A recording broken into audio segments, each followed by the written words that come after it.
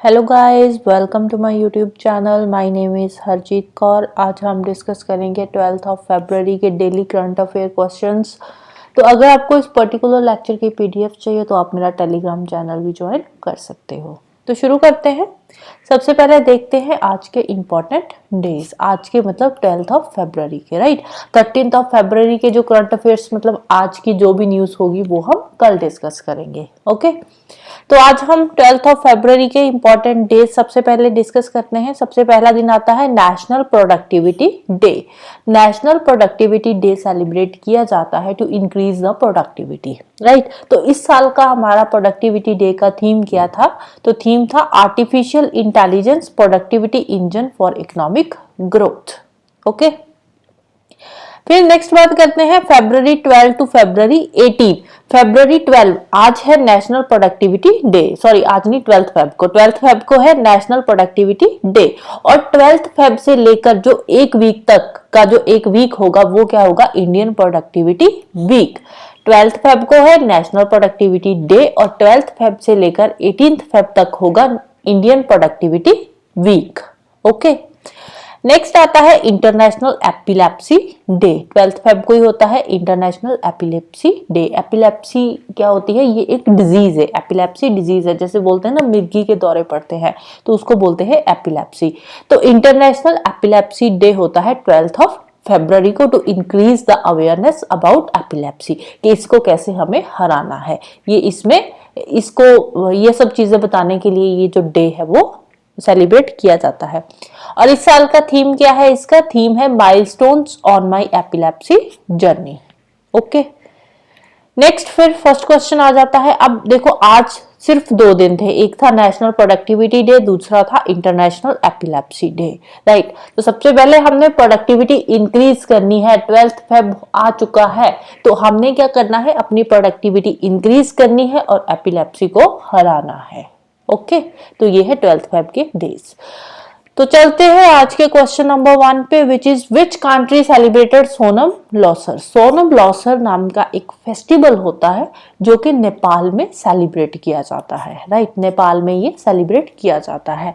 तो ये कौन से दिन पे सेलिब्रेट किया जाता है? ये सेलिब्रेट किया जाता है on the second new moon after the winter solstice. Winter solstice के बाद जो सेकेंड न्यू मून आता है तो उस दिन ये जो सोनम लॉसर नाम का जो फेस्टिवल है वो सेलिब्रेट किया जाता है। और नेपाल में जो तमंग एंड हुल्मो कम्युनिटीज है, तमंग एंड हुल्मो कम्युनिटीज जो है नेपाल की, वो इस फेस्टिवल को सेलिब्रेट करती है, राइट। ये तो बात थी नेपाल की। अब इंडिया में भी कुछ स्टेट्स है जो इस फेस्टिवल को सेलिब्रेट करती है। इंडिया में कौन सी स्टेट्स है? एक तो सिक्किम में ये सेलिब्रेट किया जाता है और सिक्किम में के साथ साथ जो दार्जिलिंग रीजन है उसमें भी ये जो फेस्टिवल है वो सेलिब्रेट किया जाता है as a new year's day. इसको तिब्बतन न्यू ईयर भी बोलते हैं। ये तिब्बतन बुद्धिज्म का एक फेस्टिवल है, राइट। तो लौसर का मतलब क्या होता है? लौसर 2 वर्ड से बना है, एक तो है लो और एक है सर। अब देखो यहाँ पे LHOSAR है, कई जगह पे इसके स्पेलिंग मिलेंगे LOSAR, लोसर, राइट। लोसर ही इसको प्रोनाउंस करते हैं, तो किसी जगह पे ये H मिलेगा, किसी जगह पे नहीं होता। तो लौसर फेस्टिवल है। इसको ये 2 वर्ड से मिला बना है, एक है लो, लो का मतलब होता है ईयर, सर का मतलब होता है न्यू, मतलब न्यू ईयर। ये क्या है? Tibetan new year. नेक्स्ट चलते हैं, सेकंड क्वेश्चन है citizenship amendment act granted citizenship to. Citizenship amendment act जो है ये किन लोगों को सिटीजनशिप ग्रांट करवाता है? अब देखो, पहले क्या था? पहले ये बिल था, अब ये बिल पास हो चुका है, प्रेसिडेंट के सिग्नेचर इस पे हो चुके हैं, तो अब ये फाइनली एक्ट बन गया है। अब सिटीजनशिप अमेंडमेंट एक्ट जो बन चुका है तो मोस्ट प्रोबेबली इसको इलेक्शन से पहले इंप्लीमेंट भी कर दिया जाएगा। तो इसके अंदर किन लोगों को सिटीजनशिप दी जाएगी? इसके अंदर टोटल 6 रिलीजियस कम्युनिटीज के ग्रुप्स है, जो लोग हैं 6 रिलीजियस कम्युनिटीज के, उनको सिटीजनशिप दी जाएगी। तो कौन से लोग हैं वो? Non Muslim communities of Afghanistan, Pakistan and Bangladesh. Afghanistan, Pakistan और बांग्लादेश से जो नॉन मुस्लिम कम्युनिटीज आकर इंडिया में रह रही है एज ए रेफ्यूजी, तो उनको अब सिटीजनशिप ग्रांट कर दी जाएगी। उन लोगों को जिनको इंडिया में रहते हुए 6 साल हो चुके हैं और वो 31 दिसंबर 2014 से पहले इंडिया में आ चुके थे, तो उनको बिना कोई डॉक्यूमेंट प्रूफ दिखाए उनको सिटीजनशिप जो है, इंडिया की सिटीजनशिप जो है वो ग्रांट कर दी जाएगी।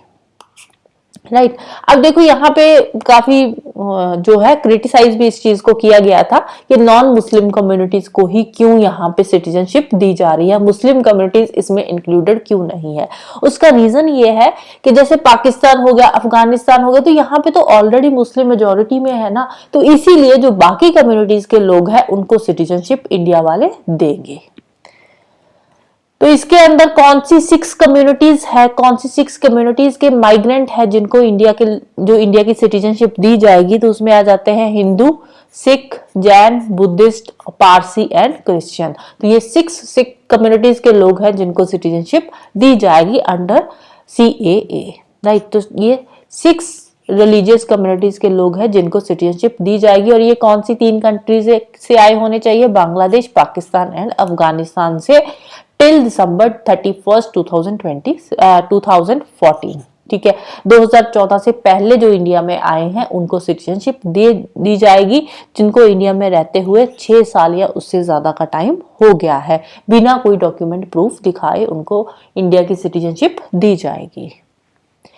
नेक्स्ट है who became the first Sri Lankan cricketer to make double century in ODI one day international.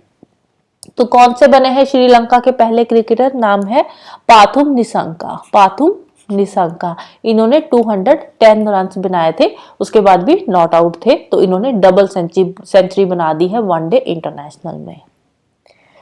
Next है which airways becomes principal sponsor of Chennai Super Kings. Chennai Super Kings की प्रिंसिपल स्पॉन्सर कौन सी एयरवेज बनी है रिसेंटली, तो एयरवेज का नाम है इतिहाद एयरवेज, UAE बेस्ड ये एयरवेज है। तो अभी सितंबर 2023 में इन्होंने अपनी ब्रांड एम्बेसडर भी अनाउंस करी थी, कौन थी brand ambassador, Katrina Kaif. Next चलते हैं which Indian player has been honoured with the plaque at the famous Ice Palace at Jungfraujoch known as the top of Europe in Switzerland. Switzerland में जो ice palace है वहां पे नीरज चोपड़ा, अब यहाँ पे देखो पिक्चर दिखाई हुई है तो ऑप्शन पता चल ही जाएगा। तो जो नीरज चोपड़ा जी है, नीरज चोपड़ा कौन है, ये जेवलिन थ्रोअर है, तो इनका प्लाक लगा दिया गया है आइस पैलेस में स्विट्जरलैंड के अंदर जो जंगफ्रौजोच नाम की जगह है, वहां पे जो आइस पैलेस है वहां पे इनका भी एक प्लाक बना दिया गया है इनको ऑनर करने के लिए। ये इस तरह का होता है, जैसे अलग अलग वहां पे प्लाक लगे हुए हैं, तो उसमें से एक ये प्लाक है नीरज चोपड़ा का। नेक्स्ट है recently which 2 countries launches UPI services. Recently Sri Lanka and Mauritius ने UPI सर्विसेज लॉन्च कर दी गई है। अगर कोई श्रीलंका घूमने जा रहा है या मॉरिशस घूमने जा रहा है तो वहां पे जाकर वो QR कोड स्कैन करके ऑनलाइन पेमेंट UPI के थ्रू कर सकते हैं। हाँ वो बात अलग है, एक्स्ट्रा चार्जेस वगैरह जो भी लगेंगे, बट हाँ UPI सर्विसेज वहां पे भी प्रोवाइड कर दी गई है।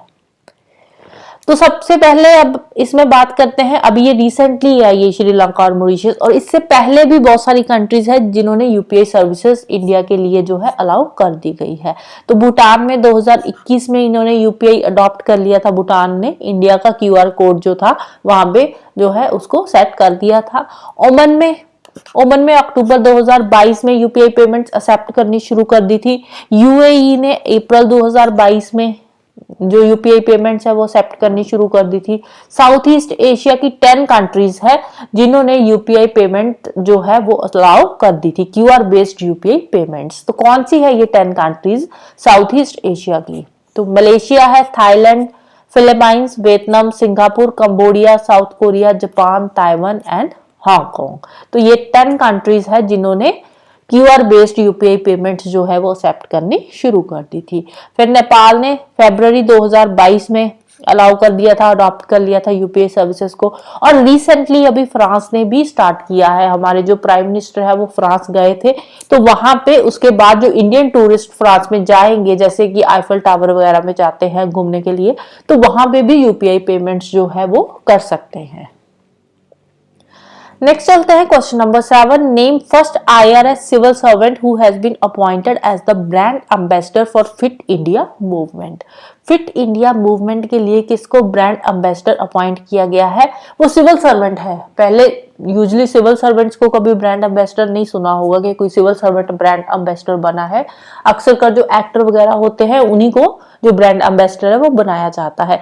तो ये फर्स्ट टाइम ऐसा हुआ है कि एक सिविल सर्वेंट को ब्रांड एम्बेसडर अपॉइंट किया गया है। किसका अपॉइंट किया गया है? फिट इंडिया मूवमेंट का। तो सिविल सर्वेंट का नाम क्या है? नरेंद्र कुमार यादव, IRS में है। नेक्स्ट है आदि महोत्सव ऑर्गेनाइज्ड एट। आदि महोत्सव कहाँ में होने जा रहा है? न्यू दिल्ली में शुरू हो चुका है। 10 फरवरी को शुरू हो गया था ये आदि महोत्सव। कब तक चलेगा? 18 फरवरी तक ये चलेगा। तो हमारे इंडिया की जो प्रेसिडेंट है द्रौपदी मुर्मू जी, उन्होंने इसकी इनॉग्रेशन करी थी। कहाँ पे करी थी? Major Dhyan Chand national stadium new Delhi में। और ये जो फेस्टिवल, ये जो महोत्सव होने जा रहा है, ये महोत्सव बेसिकली ट्राइबल कम्युनिटीज का है।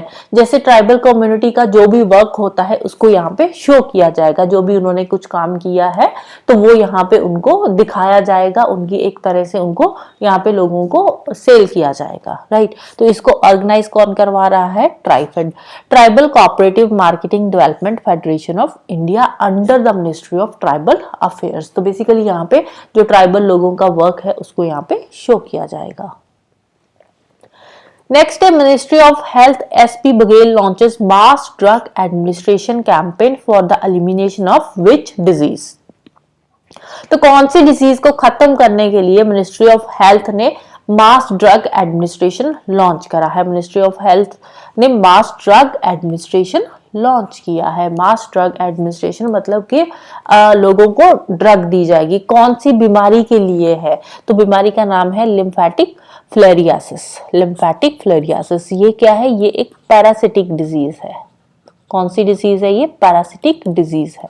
ज्यादातर जो मच्छरों से ये होती है, जैसे ये जो लिम्फेटिक फ्लैरियासिस डिजीज है पैरासिटिक, तो अगर ये सेम पैरासाइट वाले मच्छर बार बार काट रहे हैं तो उसको ये लिम्फेटिक फ्लैरियासिस डिजीज हो जाती है। ये हिट करती है हमारे जो लिम्फेटिक सिस्टम होता है उसको, ये हमारे लिम्फेटिक सिस्टम को खराब कर देती है, जिसके चलते हुए अब पता कैसे चलता है? इसमें जो एक लेग होती है ना वो ऐसे बंद हो जाती है, मतलब उसमें पूरी स्वेलिंग हो जाती है, तो एक तरह की एलिफेंट जैसी बन जाती है। इसीलिए इसका नाम क्या है?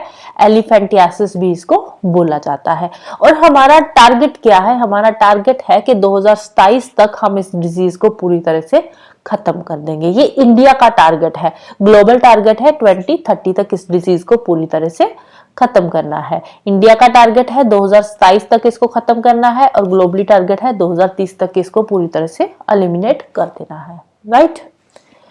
So that's all about today. तो जाने से पहले वीडियो को लाइक कर देना, शेयर कर देना और चैनल को सब्सक्राइब कर लेना। Thank you, bye bye and have a nice day.